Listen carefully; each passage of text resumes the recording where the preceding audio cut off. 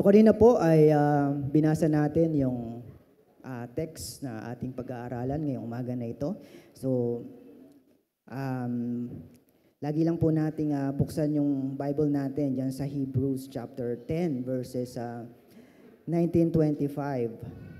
At nagpapatuloy po tayo sa ating series ng Book of Hebrews. So ang layo na natin, di ba?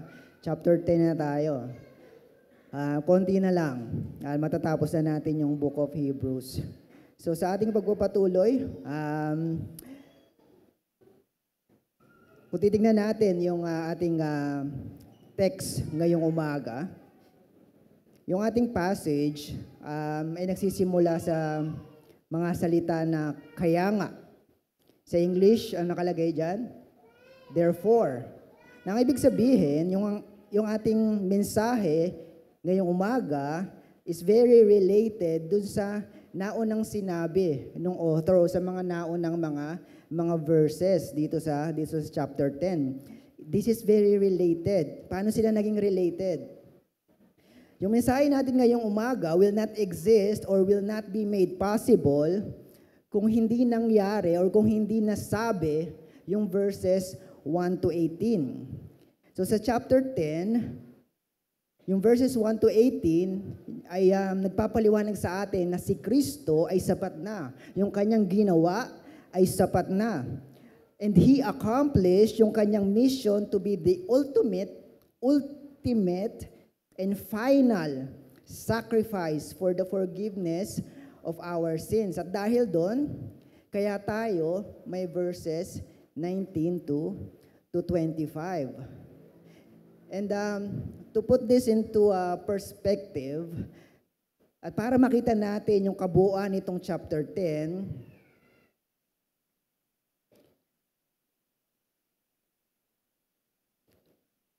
yung verses 1 to 18 talks about a very special gift, isang special na regalo para sa lahat ng tao.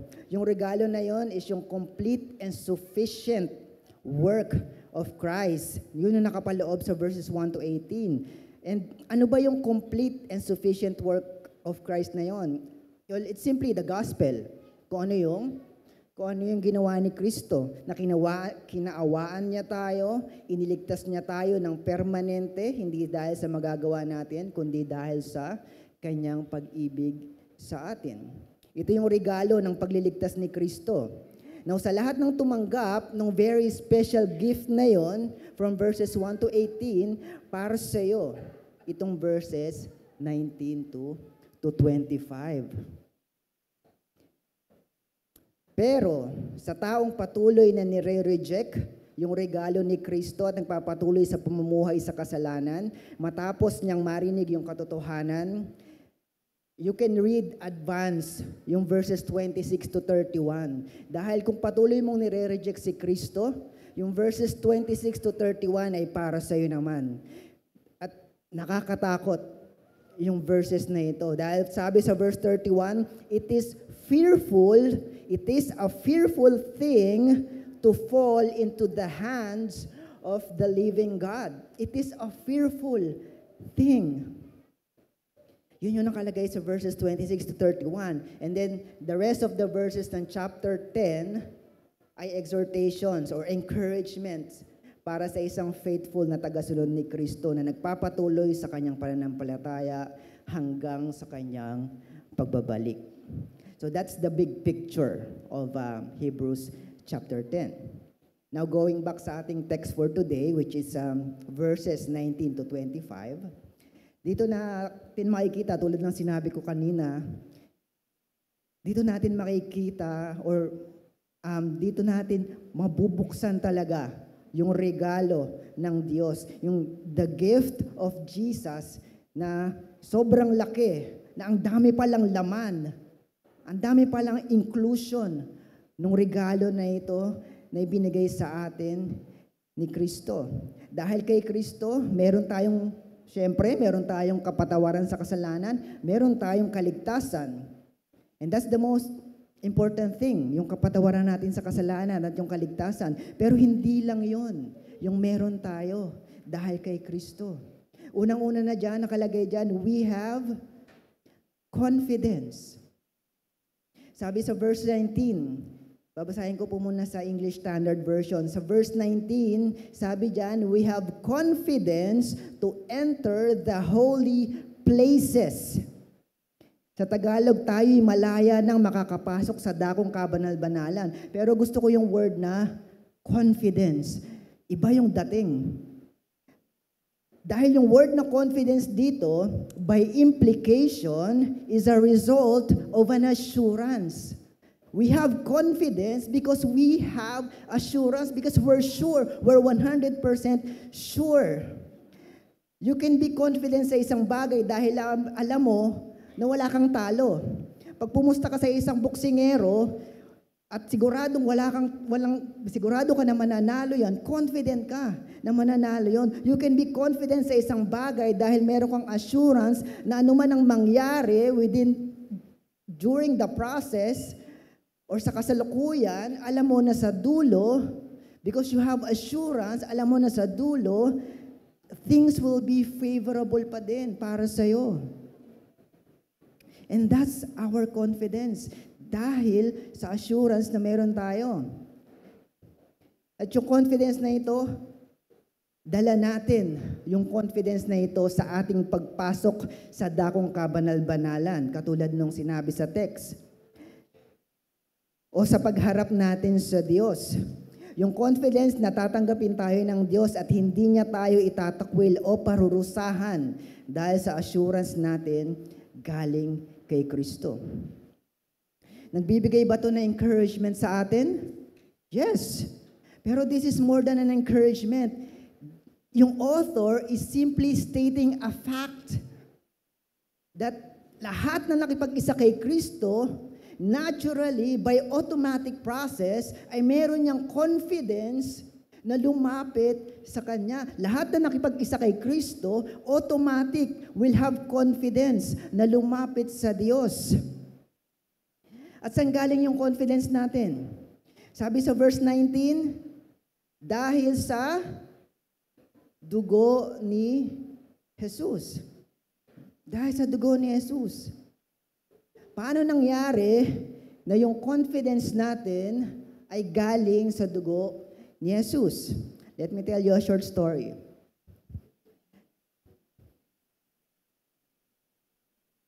Isang gabi sa bayan ng Ehipto or Egypt, sa mga hindi alam ko ano yung Ehipto, mga bata kasi ngayon puro Inglesero, Daddy, what's Ehipto? Sa bayan ng Egypt, ayan, may dalawang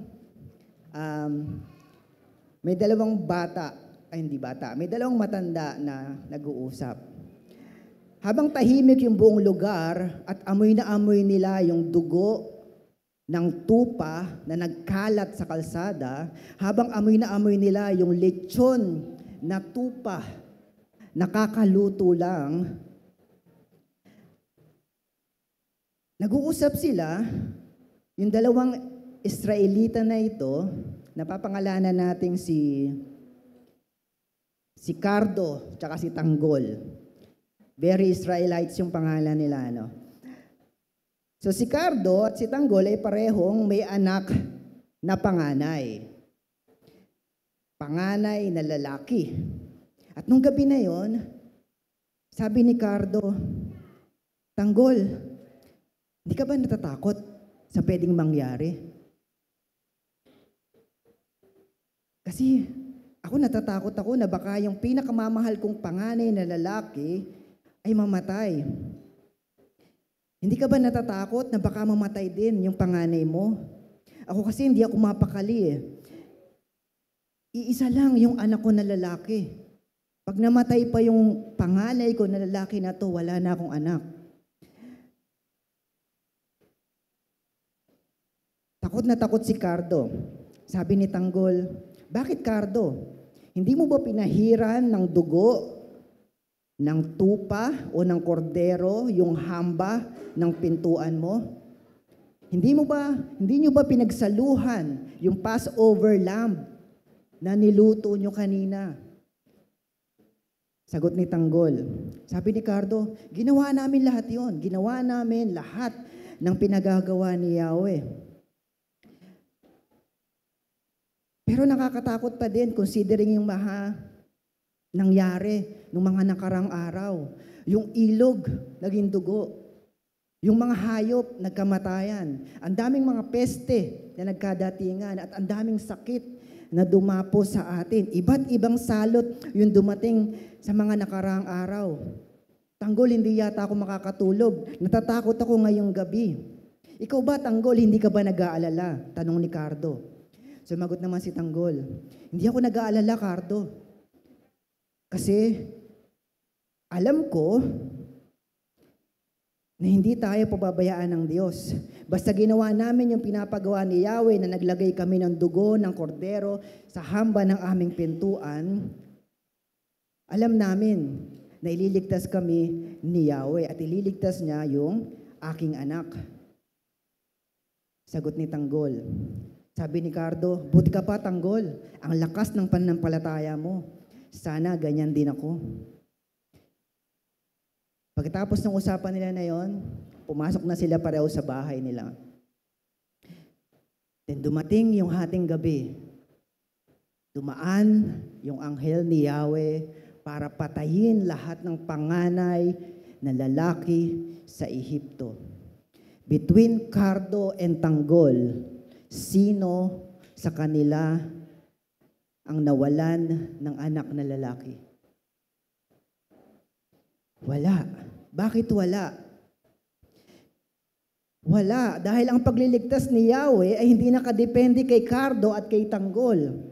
Hindi ito nakadepende sa kung sino yung mas malakas yung pananampalataya o kung sino yung mas mahina yung pananampalataya. Hindi tumingin yung anghel sa puso ng mga tao na nasa loob ng bahay dahil wala namang karapat-dapat kahit isa sa kanila na iligtas kung di sila ililigtas mismo ni Yahweh. Walang karapat-dapat, walang matuwid sa kanila kahit isa. Iniligtas sila ni Yahweh dahil sa dugo ng kordero na dumanak sa kahoy ng kanilang pintuan. Hindi dahil sa kanilang pagiging tapat o sa kanilang katwiran o sa kanilang pananampalataya. And that's the same confidence na meron tayo, na dahil sa dugo ni Kristo na dumanak sa kahoy ng krus ng Kalbaryo, we have confidence na makalalapit tayo at tatanggapin tayo ng Diyos.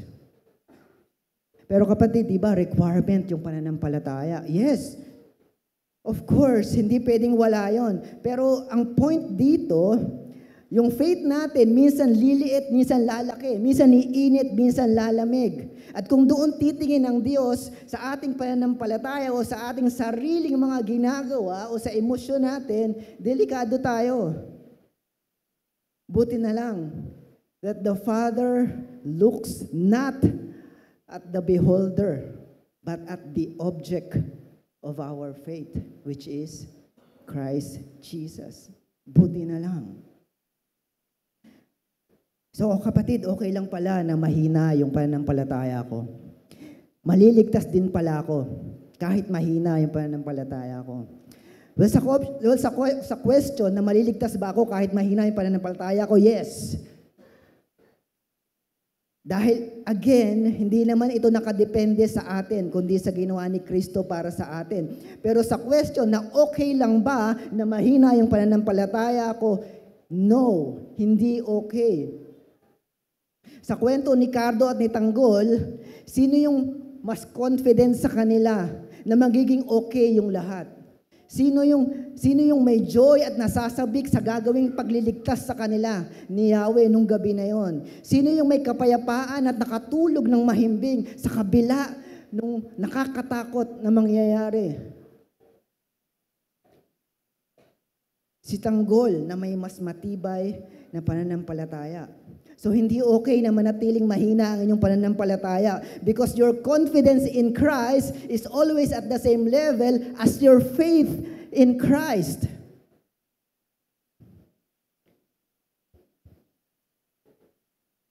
Pagtulungan natin, kapatid. Pagtulungan natin na palakasin yung pananampalataya ng bawat isa. Kung nahihirapan kayo, humingi kayo ng tulong at tutulungan namin kayo. That's why we're here. Kaya tayo magkakasama dito para marinig yung salita ng Diyos na magpapalakas ng ating pananampalataya. The question is, are we willing na sundin at talikuran yung ating mga kasalanan? Nasundin si Kristo at talikuran yung ating mga kasalanan. Verse 20, binuksan niya para sa atin ang isang bago at buhay na daang naglalagos hanggang sa kabila ng tabing. At ang tabing na ito'y ang kanyang katawan. So sa dating daan, patungo sa Diyos, ang daan ay sa pamamagitan ng templo. Sa pamamagitan ng templo at isang patay na hayop. At yung daan na yon ay isang saradong daan, lalong-lalo na sa atin ng mga hentil, ng mga hindi Hudyo. Hindi yun applicable para sa atin. Natandaan niyo yung sermon ko last time in the problem of access sa tabernacle, na sobrang konti lang nung allowed at may access doon? Pero yung problem na yon ay sinolusyonan ni Kristo. Siya yung gumawa ng paraan para tayo ay magkaroon ng access sa Ama. At sa kasabay ng pagpunit ng katawan ni Kristo sa krus, kasabay din na napunit yung kortina sa templo, yung kortina o yung harang na naghihiwalay sa Diyos at sa tao. At hindi lang binuksan ni Kristo yung daan patungo sa Diyos, kundi gumawa pa siya ng bagong daan. Yung pagpunit ng kortina, hindi yung temporary. Pagkapunit ng kortina, hindi yung tinupi, tapos gagamitin pa ulit sa susunod na pagkakataon. No. Yung pagpunit ng kortina at pag-alis ng pagkakahiwalay natin sa Diyos, yun ay permanente na sitwasyon o permanenteng pangyayari na hindi na muling mababalik yung kortina na yun hanggat nabubuhay si Kristo. Gumawa si Kristo ng bagong daan. At ano yung daan na yun? Jesus said, Ako ang daan. Siya na ngayon yung daan. Ako ang daan, ang katotohanan, at ang buhay. Wala nang ibang daan at wala nang makakapunta sa Ama, kundi sa pamamagitan ko. That's the new way. That's the new covenant. Hindi na yung lumang covenant o yung kasunduan o yung lumang ginagawa ng mga Hudyo na nakadepende sa sarili nilang kakayahan o nakadepende sa hayop na papatayin. So ang bagong daan ay hindi na sa templo, hindi na sa pamamagitan ng mga pari o sa pamamagitan ng pag-aalay ng mga kinatay na hayop na hindi naman talaga nakapaglilinis ng budhi ng isang makasalanan, kundi ang daan ay sa pamamagitan ni Kristo. At dahil buhay si Kristo na ngayon ay tumatayo bilang pinakapunong pari na namamahala sa sambahayan ng Diyos at hindi na kailanman mamamatay, hindi na rin mawawala yung daan, yung bagong daan na ito. Hindi na yun mawawala at hindi na yung kailanman mababago.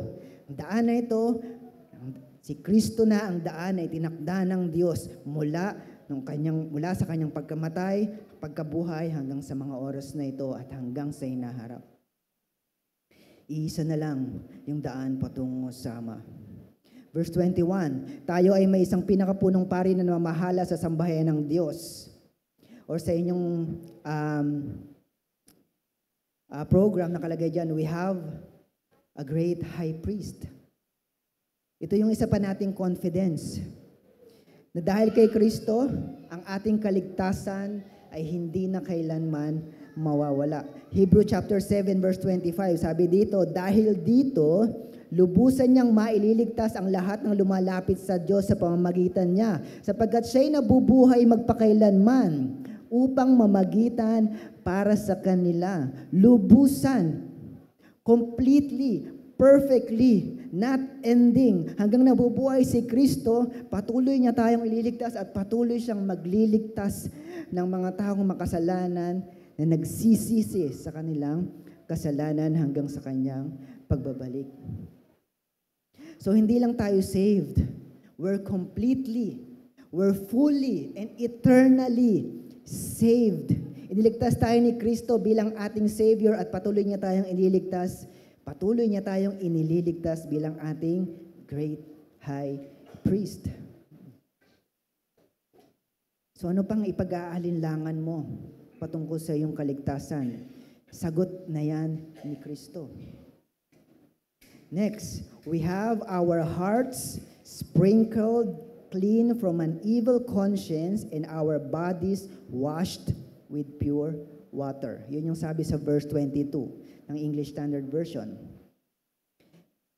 Ano yung sabihin nito? So ginawang reference dito ng author, yung ritual na ginagawa ng mga Hudyo na nagwiwisik ng dugo ng toro at naguhugas dun sa paa at kamay ng pari bago niya gawin yung mga ritual sa templo.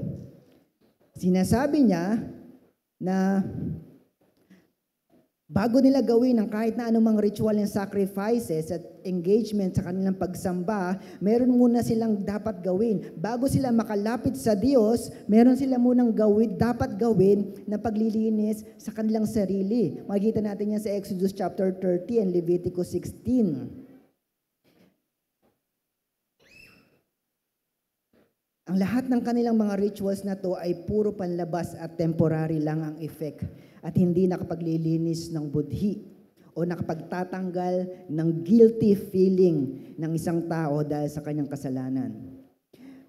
Pero dahil sa ginawa ni Kristo, tayo ay hindi winisikan ng dugo ng toro, kundi winisikan tayo ng dugo ni Kristo, ng kanyang sariling dugo bilang tanda ng bagong kasunduan na nagpapalaya sa atin sa lumang kasunduan.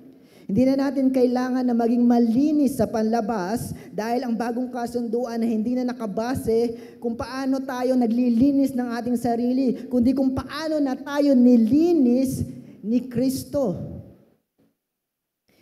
Ang dahil sa kanyang dugo.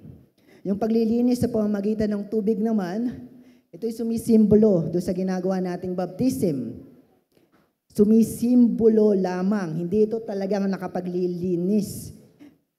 Kaya bago mangyari yung bautismo sa tubig, ang kailangan munang mangyari is yung bautismo sa dugo ni Kristo. Lilinisin muna tayo ng dugo ni Christ. That's the only time na pwede na tayong magpabautismo sa tubig. Kung dito malinaw sa iba sa inyo about baptism, meron tayong baptism class. You're very free to attend. Next, we have God who is faithful with His promises. Verse 23, babasahin ko po sa MBB, magpakatatag tayo sa ating pag-asa at huwag nang mag-alinlangan pa, sapagkat tapat ang nangako sa atin. Tapat ang nangako sa atin. Naalala ko yung isang kanta, dati madalas itong kinakanta, pero ngayon parang bihira ko nang marinig. Sabi dun sa kanta, alam kong may magagawa ang Diyos. Di ko kakantahin, ha? Baka di ko kaya yung tono, eh.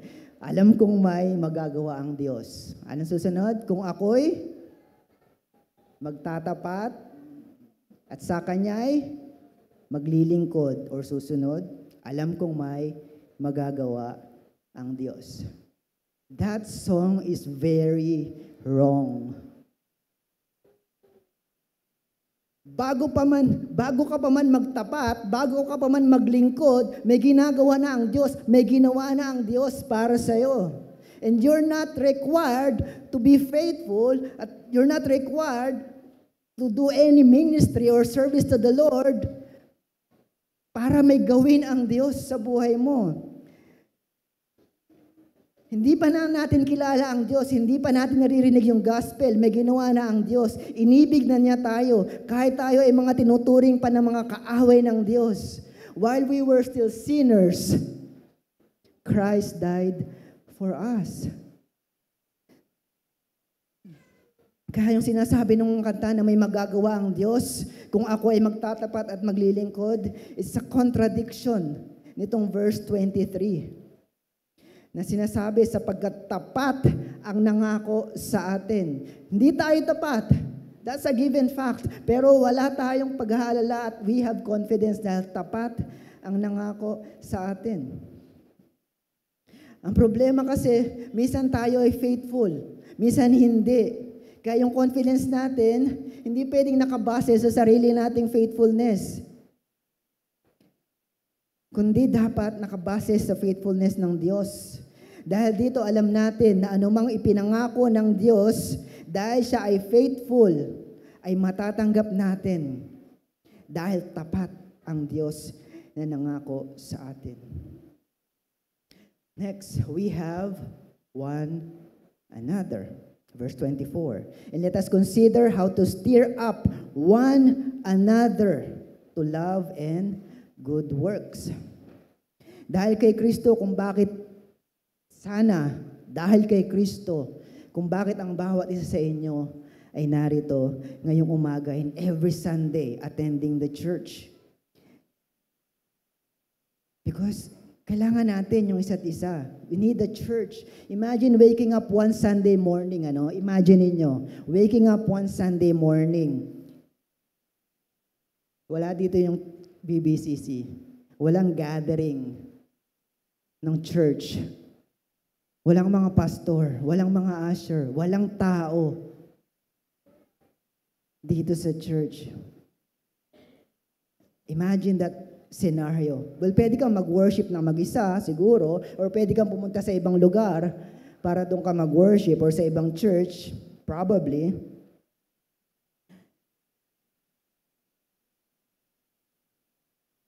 Pero, aren't we glad na mayroong BBCC?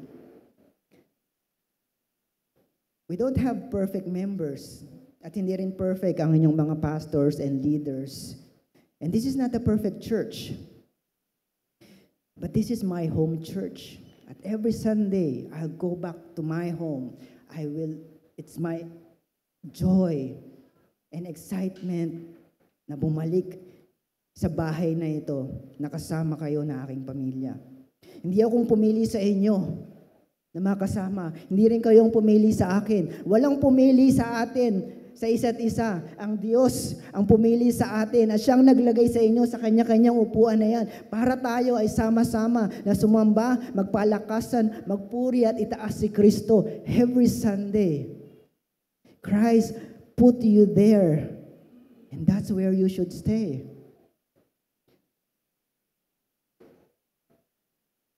Dinala tayo dito ni Kristo bilang isang pamilya.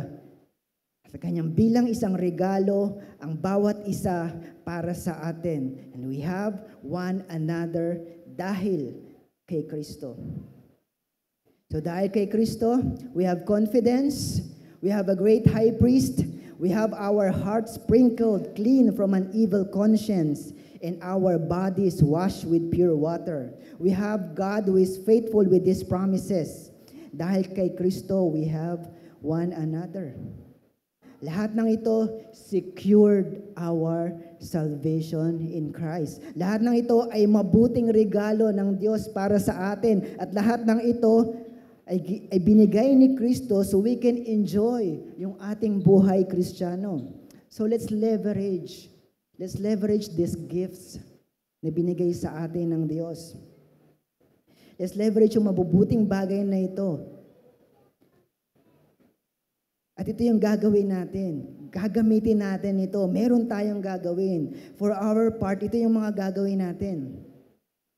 So kung mayroon kayong ESV Bible, makikita ninyo sa umpisa ng verses 22, 23, and 24, yung mga salitang, let us. Let us. Let us. 3 beses yan sinabi. Pero 4 na beses ko yung gagamitin.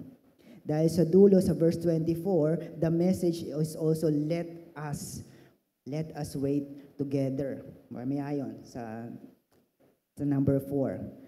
So una, let us draw near to God. Sabi sa verse 22, let us draw near with a true heart in full assurance of faith. Sa MBB, kaya't lumapit tayo sa Diyos. Lumapit tayo sa Diyos. Lahat ng yung mga kinta natin kanina, di ba? Ako ay lalapit, lumalapit, di man karapat-dapat. Ito yung dapat talagang ginagawa natin. Kapatid, magulo pa yung buhay ko eh. Lumapit ka sa Diyos. Kapatid, ang dami kong kasalanan. Well, lumapit ka sa Diyos. The church looks perfect if it's full of broken people na lumalapit sa Diyos no matter how broken they are. Kapatid, feeling ko ang dumi-dumi ko at hindi ako tatanggapin ng Diyos.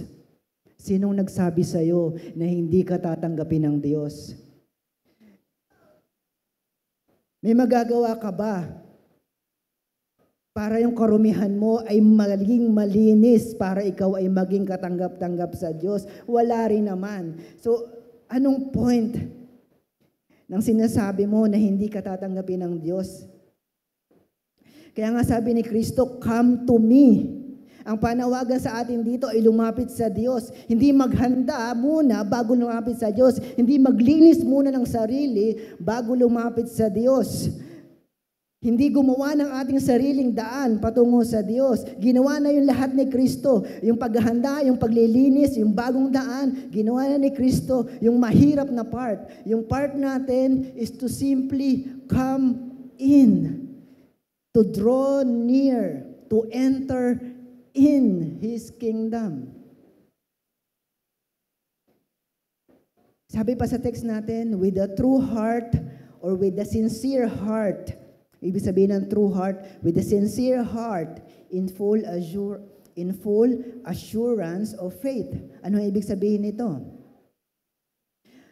Sa paglapit mo sa Diyos, dalawa lang yung madadala mo. Yung true heart mo, and then yung assurance of faith mo.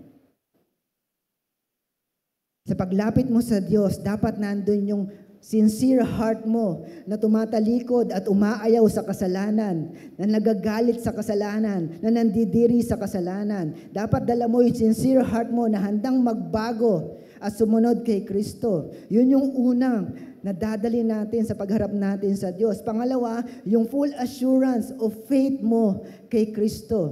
Kung wala yung isa dun sa dalawa na yon, check mo yung sarili mo sa iyong pagiging Kristiyano. Kung wala yung sincere heart na nagsisisi at wala yung faith, yung assurance of faith mo kay Kristo, check mo yung iyong pagiging Kristiyano. Dahil ito ng dalawa ang maaari nating dalhin sa pagharap natin sa Diyos. Number 2, let us hold fast our confession. Verse 23, let us hold fast the confession of our hope without wavering, for He who promised is faithful. Hold fast our confession. Yung hold fast, sa Greek ay katecho or kateko. I don't know kung paano siya basahin, pero ganun yung spelling niya, katecho. Meaning, to grip firmly, to cling to not let go. Hold fast. Ibig sabihin, kapit ng mahigpit. Sa MBB, ang sabi ay magpakatatag tayo. Na nagpapatunay na yung mga kapatiran nating Kristiyano, yung mga early Christians ng mga panahon na ito, ay merong pressure na pinagdadaanan. Kaya sila ini-encourage ng author na magpakatatag, magpakatibay, na kumapit ng mabuti kay Kristo.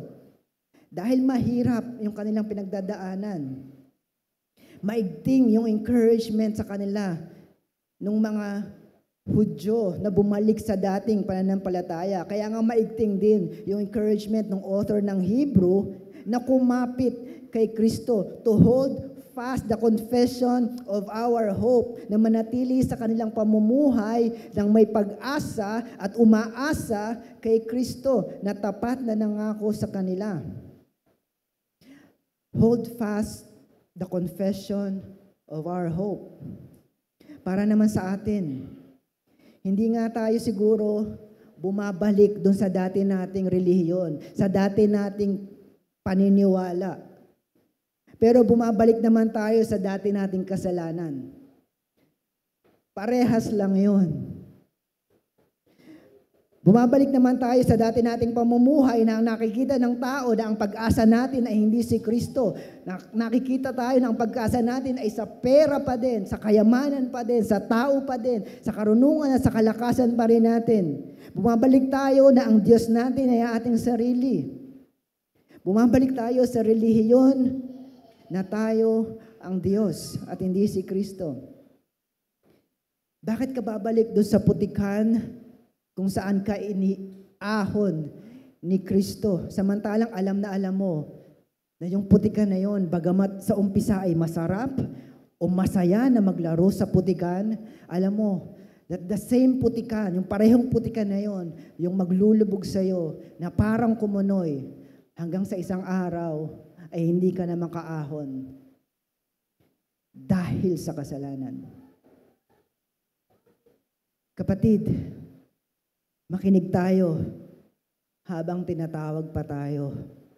Sumunod tayo habang itinatama pa tayo.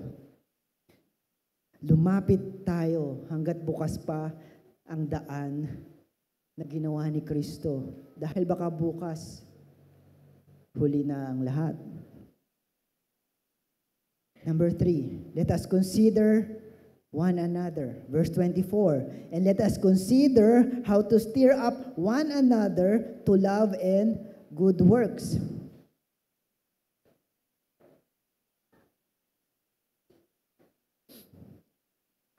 Let us consider.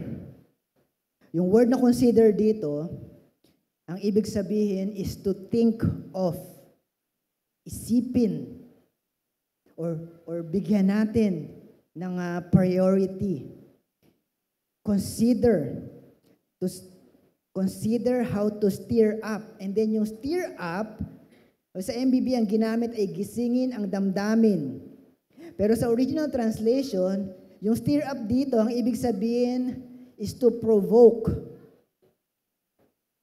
Merong ginamit dito sa Exodus chapter 30, if I'm not mistaken, yung word na stirred up their heart sa pagbibigay sa templo, magkaiba yon. Magkaiba ng ibig sabihin. Yung stir up dito, sa verse 24, ang ibig sabihin is to provoke, na parang may dalawang nagkakagalit, tapos ginatungan mo pa, yung dalawang nagkakagalit, hanggang sa magsuntukan na sila dahil sa kagagatong mo. You're provoking na mas umigting pa yung kanilang pag-aaway. And it's a negative word na ginamit ng author in a positive way. I believe na ginamit ng author yung negative word na to stir up or to provoke dahil sa mga Hudyo na nanggugulo sa kanila. Provoking them na magkagulo at maghiwa-hiwalay. Ang sinasabi niya dito, kung ginagatungan kayo ng ibang mga Hudyo, ibang mga tao para magkagulo at maghiwa-hiwalay, bakit hindi nyo gatungan yung isa't isa para mas lumalim ang inyong pagmamahalan at mas sumipag kayo sa paggawa ng mabuti? Nang sa gayon, ay mapahiya yung mga tao na nanggugulo sa inyo. If they're provoking you to division, provoke everyone in unity and in loving one another and in considering one another. So ang challenge sa atin dito ay yung palaging isipin how to provoke yung bawat isa, hindi para magkahiwa-hiwalay, para magkagulo, para hindi magkaunawaan, not to provoke confusion. Pero to provoke bawat isa para tumibay ang pagmamahal natin kay Kristo at pagmamahal natin sa bawat isa bilang isang kapatiran. Paano tayo makikilala ng tao na tayo yung mga tagasunod ni Kristo? Kung gospel-centered ba ang preaching, doon ba nakikilala na ang isang iglesia o isang tao ay tagasunod ni Kristo? Kung ba gospel-centered yung pastor? Kung ba reformed ang church? Kung kabisado ba ng member yung buong Bible? Doon ba nakikita? Doon ba tayo nagpapakilala na tayo mga tagasunod ni Kristo? Hindi ko minamaliit yung mga bagay na ito. These are very important na mga bagay na kailangan talaga natin gawin. Pero dito ba dapat tayo nakikilala ng mundo bilang isang tagasunod ni Kristo? Kilala yung BBCC sa pagtuturo ng sound doctrine and yung mga members na immersed sa gospel. Masarap pakinggan yung mga description na to. Pero mayroon sanang magsabi na kilala nila yung BBCC dahil yung mga miyembro dito ay talagang nagmamahalan. Kung hindi natin naunawaan na yung pinagmulan ng gospel ay pagmamahalan o yung pagmamahal ng Diyos sa atin, at dapat yun din yung nagiging bunga nung ating narinig na gospel at nakikita ng tao sa atin bilang isang church, kahit ilang gospel-centered sermon pa yung marinig natin, kahit ilang gospel-centered pastor or preacher pa yung tumayo dito, kung wala namang pag-ibig o pagmamahala na nakikita dito sa iglesia na ito, kung di tayo nagtutulungan, kung walang pag-ibig sa BBCC, para lang itong batingaw na umaalingaw-ngaw. Makikilala tayo ng tao na tayo mga tagasod ni Kristo kung tayo ay nagmamahalan. John chapter 13 verse 35, "By this everyone will know that you are my disciples if you love one another." That's why we need to consider, think of one another, and stir up and provoke, gatungan natin yung bawat isa na magmahalan at gumawa ng mabuti para sa isa't isa. And then, the world will know that we are Christ's disciple. Number 4. Let us wait together. Verse 25. Not neglecting to meet together, as is the habit of some, but encouraging one another, and all the more as you see the day drawing near. Sa Tagalog, huwag nating kaliligtaan ang pagdalo sa ating mga pagtitipon gaya ng nakasanayan ng iba. May mga miyembro na basta umulan, absent. Pag mainit naman, absent din. Pag may birthday, absent. Ito matindi. Pag piyesta sa kanila, absent. At pag pumunta ka sa kanila, may handa. Huwag kayong matawa, may mga member tayong ganyan. Piyesta ng barangay, wala. Dumaan ka sa bahay nila, uy, may catering.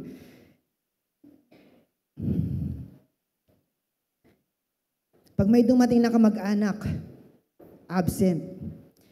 Kasi susundo ako sa airport eh. Ikaw ba magdadrive? Ilang kayo susundo? 10. Lahat kayo driver. Pag may nagyaya ng kaibigan, absent. Pag may problema, absent. Yung iba ang dahilan, Pastor, wala kasi akong kaibigan eh. Wala kasi akong close sa church. Kailangan mo ba ng kaibigan para makaakyat ka sa hagdan? Si Nanay Yoya ka ba? Kailangan mo ba ng ka-close para magpuri sa Diyos, para makinig ng salita ng Diyos, para makisabay sa panalangin ng pastor? Hindi naman, di ba? Then, let's start with that.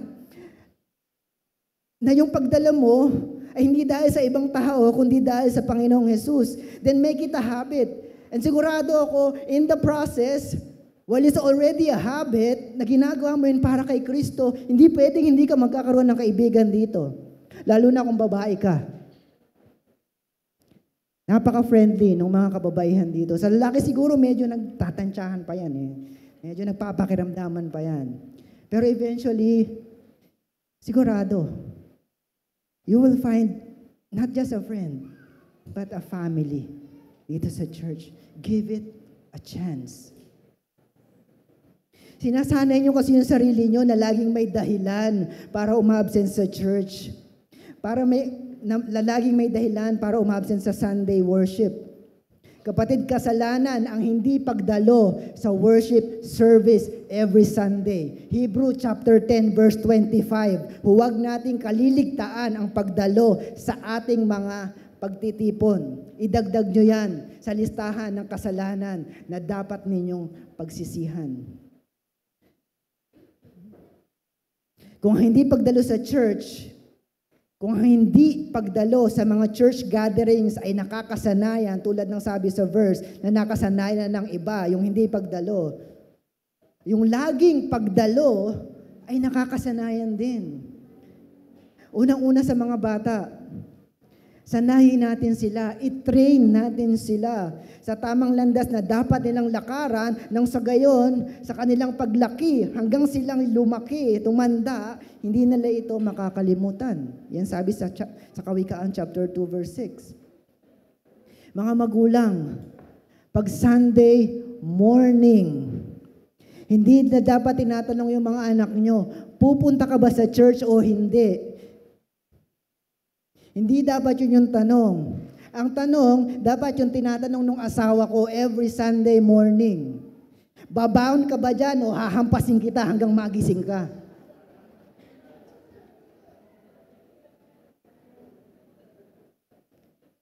Pag sinanay nyo kasi na may option siya na hindi pumunta sa church, lagi niyang pipiliin na hindi pumunta. Kasi mas masarap matulog, mas masarap mag-cellphone, mas masarap gumala. Sanayin nyo sila na walang ibang option pag Sunday morning, tapos ang usapan. At sa mga hindi na bata, kung naniniwala kayo na mahalaga ang pagsamba sa ating Diyos, labanan ninyo ang anumang puwersa ng sanlibutan o kapangyarihan ng kaaway na pumipigil sa inyo para sumamba sa Diyos sa araw ng linggo na kasama ang kapatiran. Santiago chapter 4 verse 7, labanan ninyo ang kaaway at lalayuan niya kayo.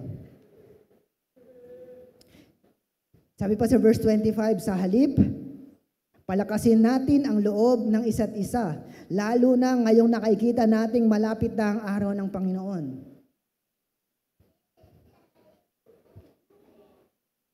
Lalo na ngayong nakikita nating malapit na ang araw ng Panginoon. Nung sinulat ito ng author ng Hebrews, sinabi niya, malapit na ang araw ng Panginoon, referring sa pagbabalik ng Panginoong Jesus. Tapos hanggang ngayon, after more than 2,000 years, ganun pa din, malapit na ang araw ng Panginoong Jesus. Dati, more than 2,000 years ago, malapit na. After more than 2,000 years ago, after more than 2,000 years, malapit pa din. Bakit ganun? Ang haba naman ng malapit. That's not the point. Pag may bisita kayo na darating next year, mag-aayos na ba kayo ng bahay? Hindi pa. Next year pa yun eh. Ang dami ko pang panahon para tumunganga, humilata, para gawin yung iba kong gustong gawin. Kasi next year pa yon. Pero kung ang ibisita nyo, dadating mamayang alauna ng hapon, after an hour, ay dadating na yung bisita nyo na napaka-importante. Siguro hindi na kayo tatayo. At pipilitin natin na gawing maging maayos yung lahat para maging maganda o maging presentable yung ating sarili at yung ating bahay sa ating bisita. And that's the same idea. Wala namang nakakakita o wala namang nakakaalam kung kailan babalik ang Panginoong Jesus. Kung next year ba yan o bukas o mamayang alauna. Kaya ang bawat Kristiyano ay dapat mamuhay na lagi nating pinapalagay na malapit nang dumating ang Panginoong Jesus. Na lagi tayong handa na kahit kailan man siya dumating, na dahil ang goal natin na pag dumating siya, ay ang maririnig natin sa Kanya, nasasabihin niya sa atin, well done, my good and faithful servant. Hindi yung sasabihin niya, anong ginagawa mo? Kaya kailangan natin ng isa't isa dahil ang paghahanda sa pagdating ng Panginoon ay gawain ng buong iglesia at hindi ito kaya ng isang tao lang. Huwag sana tayong datna ni Kristo na pinababayaan natin ang ating pagtitipon, na hinahayaan natin ang mga kapatiran na hindi natin tinutulungan. Sabi sa text natin, palakasin natin ang loob ng isa't isa. Hindi mo pwedeng gawin na palakasin yung loob ng isa't isa kung nasa bahay ka lang at nag-iisa ka. Ang pinaka-discouraging scenario para sa aming mga pastor at para sa mga kapatiran ninyo dito, yung bakanting upuan na dapat ay nandun kayo. Yung mga inactive members, tapos ayaw pang makipag-usap, ayaw pang sumagot kahit sa text. Yung mga ayaw tumanggap ng tulong kahit hirap na sa paglaban ng kasalanan. Kahit na alam nila na yung ginagawa nila ay kasalanan araw-araw, ayaw pa rin nila na tulungan sila ng church. Ayaw pa rin nila na humingi ng tulong sa mga pastors, sa mga elders o sa mga leaders ng church. Hindi ito yung gusto natin na datnan ng Panginoong Hesus. Ang gusto natin na pagdating ng Panginoong Hesus, datnan niya tayo like this. Sama-samang nananalangin, nagpapalakasan sa bawat isa, nagpupuri sa Kanya, at sama-samang nagtutulungan sa gawain ng iglesia, sumasamba sa Kanya bilang isang pamilya. Imagine, dadating si Kristo Sunday morning, mga 11 ng umaga, dumating siya sa church. Wala ka. Nakakahiya.